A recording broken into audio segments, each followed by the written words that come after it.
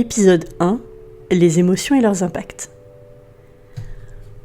Bonjour et bienvenue dans ce premier épisode de La Toile de Lali. Dans ce podcast, vous trouverez des faits scientifiques et historiques, mais aussi mes perceptions et interprétations personnelles du sujet abordé. Je ne détiens pas la vérité absolue et je peux même parfois me tromper. Si correction il doit y avoir, merci de le faire avec bienveillance et arguments réels. Être hors de soi, avoir la peur au ventre. L'amour rend aveugle. Ne plus savoir où se mettre. Avoir quelque chose en travers de la gorge. Nous avons toutes et tous employé ou au moins entendu ces expressions souvent plus vieilles que moi pour parler d'émotions. Et pourquoi ramènent-elles toujours au corps humain ? Si on regarde bien toutes les émotions fortes, elles ont un impact immédiat et parfois visible sur le corps. Le cœur bat plus vite, les mains tremblent, on transpire ou encore on est tétanisé. Tout ça pour quelque chose qu'on ne peut ni voir, ni toucher, ni maîtriser. D'où vient cette relation ? À quel point est-elle profonde ? Et n'a-t-on vraiment aucun contrôle sur elle ? Au lieu d'essayer d'étouffer nos émotions, ne vaudrait-il pas mieux apprendre à les comprendre pour leur faire la place qu'elles méritent ? Dans un premier temps, d'où me viennent les infos qui servent à construire mon opinion ? Je ne vais pas vous noyer d'informations scientifiques ou historiques, mais il est important de poser les bases. Depuis la fin du XIXe siècle, les chercheurs savent que nos émotions ne sont pas que des pensées. Elles sont des réactions corporelles. Et aujourd'hui, les neurosciences confirment que le corps et l'esprit sont en dialogue permanent. Au XIXe siècle, un certain William James, philosophe et psychologue américain, propose une idée révolutionnaire. Ce n'est pas « je suis triste, donc je pleure », mais je pleure, donc je ressens de la tristesse. Autrement dit, l'émotion serait la perception des changements du corps. C'est ce qu'on appelle aujourd'hui la théorie James Lange. Elle date de 1884. Évidemment, ça a été débattu, critiqué et affiné, mais ça pose la première pierre scientifique solide sur le sujet. Le corps n'est pas une conséquence secondaire de l'émotion, il est central. Ensuite, au XXe siècle, on découvre le rôle de l'amygdale. Alors non, pas celle que vous avez dans la gorge. La petite structure de votre cerveau qui a la forme d'une amande, ce qui lui vaut son nom, impliquée dans la détection de la menace. Plus récemment, les neurosciences ont montré que les émotions activent le système nerveux autonome, celui qui gère le cœur, la respiration, et les douleurs sociales comme le rejet ou l'exclusion activent des zones cérébrales similaires à la douleur physique. Les états émotionnels modifient réellement l'activité cardiaque, hormonale et immunitaire. Il y a aussi la théorie dite somatique d'Antonio Damasio dans les années 1990. Il explique que nos décisions sont guidées par des marqueurs somatiques, des signaux corporels associés à des expériences passées. Sans ces signaux, on devient incapable de décider correctement. Ce n'est pas une métaphore, c'est mesuré. Aujourd'hui, on parle même d'interoception. La capacité à percevoir ses propres signaux internes, battements de cœur, tension, respiration, et à les interpréter. Plus cette perception est fine, plus la régulation émotionnelle est efficace. Donc oui, le lien émotion-corps est documenté depuis plus de 140 ans, et il est confirmé par l'imagerie cérébrale moderne. Donc aujourd'hui, nous allons en parler plus personnellement. Deuxièmement, on va parler des mécaniques des émotions. Comment fonctionnent-elles et par quoi sont-elles provoquées ? Maintenant que nous savons que les émotions touchent à la fois l'esprit conscient, l'inconscient mais aussi le corps, nous allons essayer de faire connaissance avec elles. Certains auditeurs me connaissent depuis de nombreuses années de mes lives TikTok. Ils connaissent une partie de mon vécu et m'ont donc souvent entendu parler de la gestion émotionnelle et de l'importance que nous leur donnons, ainsi qu'à celle des mots. Ça, nous l'aborderons dans le prochain épisode. Le fait est que peu importe votre vécu, le résultat émotionnel est souvent commun et prévisible. Ce sont deux mots que les gens n'aiment pas du tout entendre sur le sujet, un peu comme si c'était une insulte, une dévalorisation de leur douleur. Ils voudraient inventer des mots uniques pour faire comprendre l'intensité de ce qu'ils ressentent. Malheureusement, à votre grande déception, votre vécu est terrible, certes, et unique, bien entendu, mais vos émotions ne sont pas plus intenses que quelqu'un qui a vécu quelque chose de la même catégorie, mais moins violent. Je vais m'expliquer par un exemple. Prenons une cellule familiale classique composée de 2 parents adultes et d'un enfant d'environ 5 ans. L'un des 2 parents disparaît, soit de sa propre volonté par un divorce ou une séparation, soit à cause d'un accident ou d'une maladie. Il y a donc là un enfant de 5 ans qui voit partir ou disparaître l'un de ses piliers, et l'autre parent qui perd son ou sa partenaire avec qui il ou elle a construit une vie, une famille, un projet sur du très long terme. Et bien dans les deux cas, les conséquences émotionnelles sont les mêmes. Malgré la capacité à relativiser et raisonner cet événement de la part de l'adulte, les ressentis probables sont les suivants. Sentiment d'injustice, qui génère de la tristesse, sentiment de trahison, qui génère de la colère, sentiment de culpabilité, qui génère de la honte, et sentiment d'abandon, qui génère de la peur. Certaines rumeurs disent que l'émotion réellement générée par un événement ne dure que 5 minutes et que la suite, c'est vous qui inconsciemment entretenez la chose en ruminant, en cherchant à comprendre pourquoi et en vous rappelant les souvenirs du passé. Aucune étude sérieuse ne dit qu'une émotion dure exactement 5 minutes. En réalité, la durée des émotions varie beaucoup. Certaines ne durent que quelques secondes, d'autres peuvent persister des heures et parfois plus. La phase physiologique d'une émotion peut passer en environ 90 secondes. Mais la durée totale dépend de l'événement, de la rumination et de comment on gère ce qui s'est passé. En résumé, il n'y a pas de durée fixe universelle, mais les émotions sont influencées par nos pensées, nos actions et notre environnement. Pour résumer, une personne qui vient de se faire larguer va pouvoir développer la même peur de l'abandon et tout aussi intense qu'un enfant qui a perdu un ou des parents.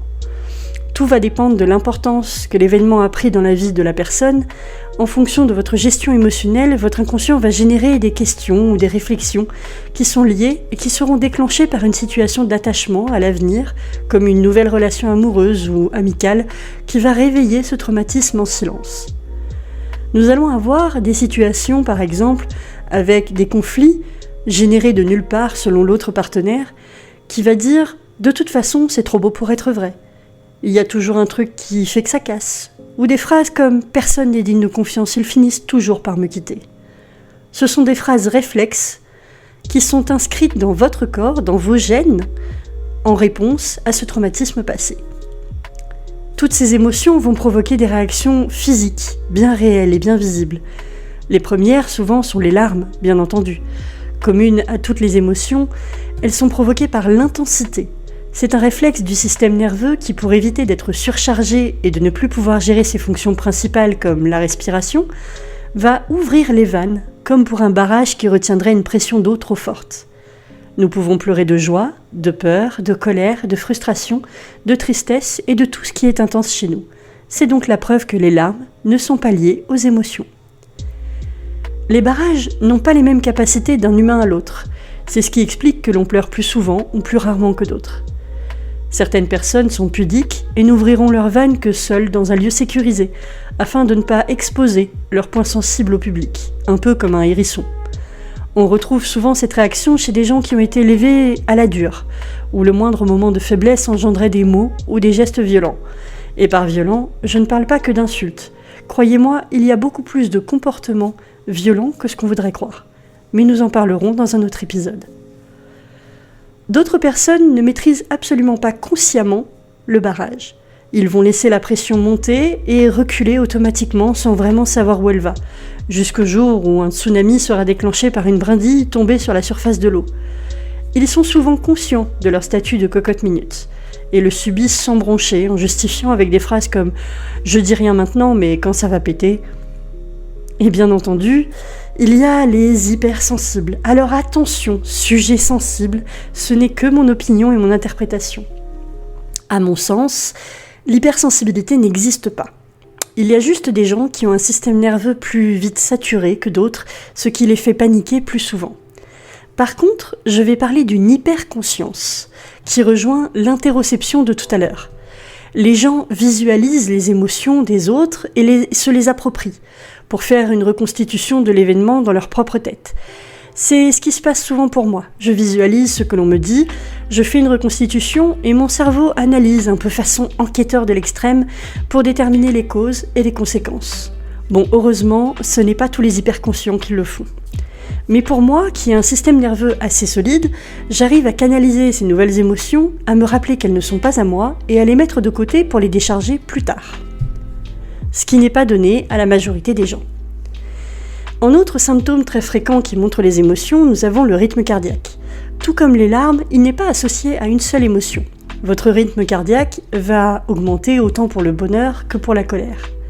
Par exemple, lorsque vous êtes en colère ou heureux, ou lorsque vous avez peur ou êtes anxieux, votre cœur accélère. Il a besoin de plus d'oxygène pour pouvoir exécuter un petit peu tout ce qui lui est demandé.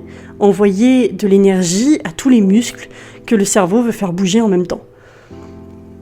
A l'inverse, lorsque vous êtes triste ou d'humeur maussade, votre rythme ralentit. Vous avez l'impression de ne plus avoir de force, d'où l'expression « avoir le moral dans les chaussettes ».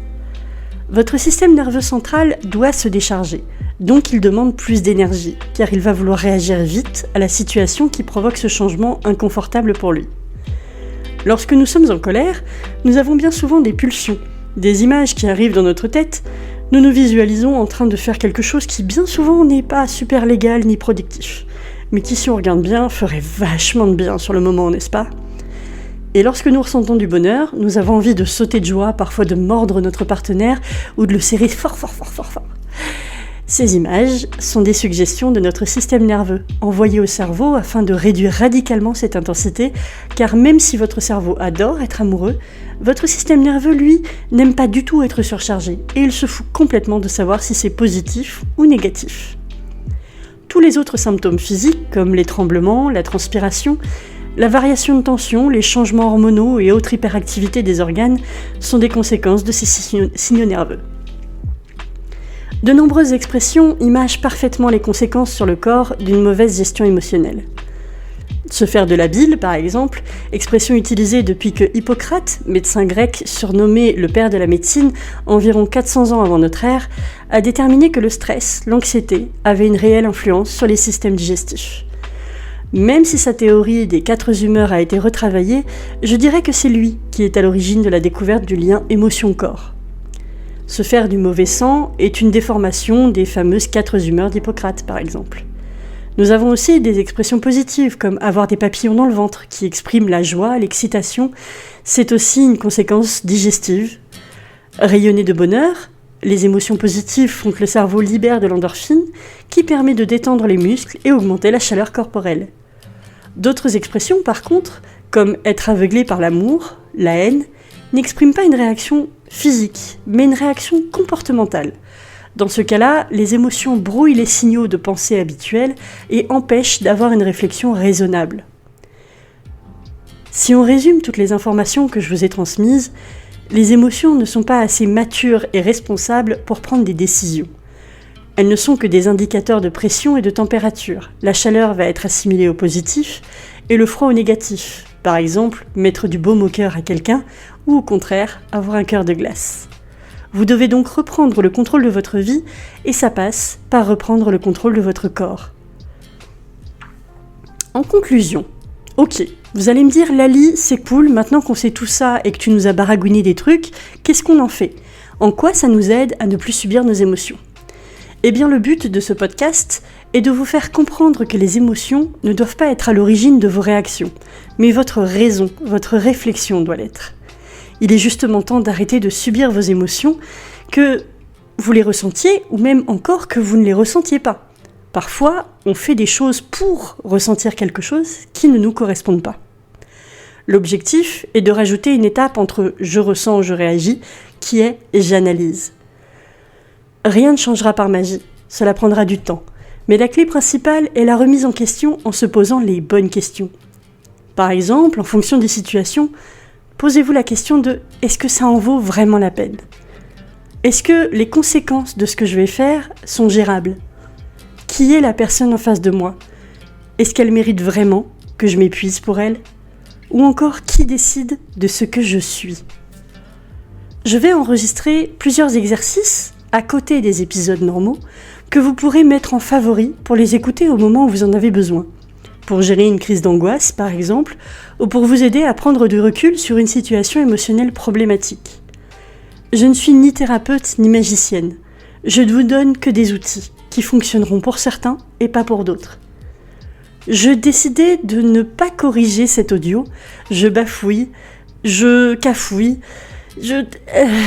Au moins vous voyez à quel point c'est spontané et c'est sincère. Merci à vous pour votre présence, votre soutien. À très bientôt pour une prochaine écoute.